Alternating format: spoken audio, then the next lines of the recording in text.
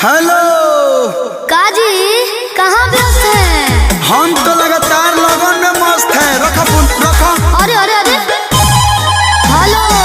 ओहो जूस पिला दो, मूड ऑफ है मेरा।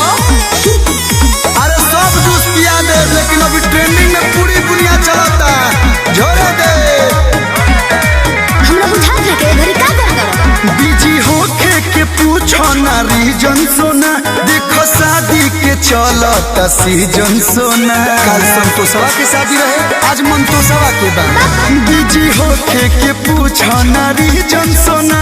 देखो शादी के चलता सीजन सोना। साला लगन लगे की झेला दी बाबू खेलेगा फ्री फायर खेलेगा ना मनबे खेलेगा लोग के तो दुनिया में तो होता है नादी हमारा जान फ्री फायर खेला दी।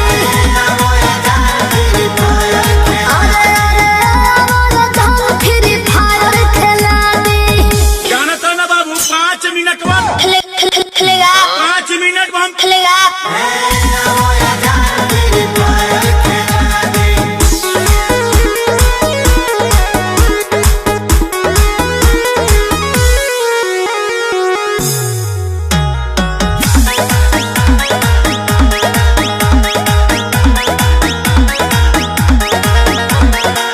ये जाने सौरी हो कुछ दिन याउरी हो।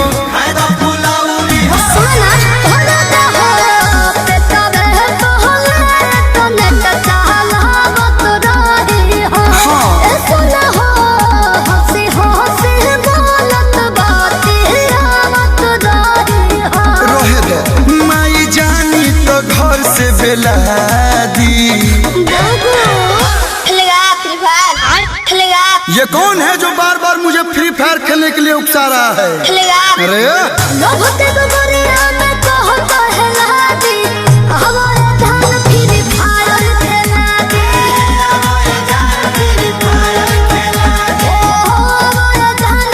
फायर खेला दी। खेलेगा खेलवा एक मन बेकार है। खेल लीजिए।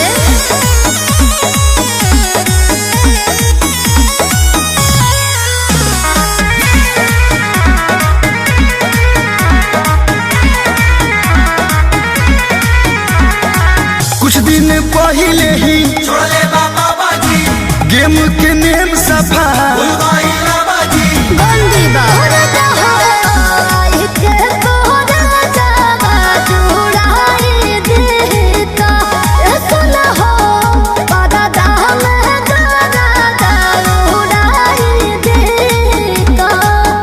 कलू कसियप बात फैला दी। खेलेगा अरे खेलब लेकिन तू चुप रहो। खेलेगा बोलबा तो मारब लहू फेंके लगबा। लोग के तो दुनिया में तो होता है नादी हमारा जान फ्री फायर खेला दी। सोना हमारा जान फ्री फायर खेला दी। खोल दे तनी नेट हो जाए जो फ्री फायर पे से। खेलेगा फ्री फायर खेलेगा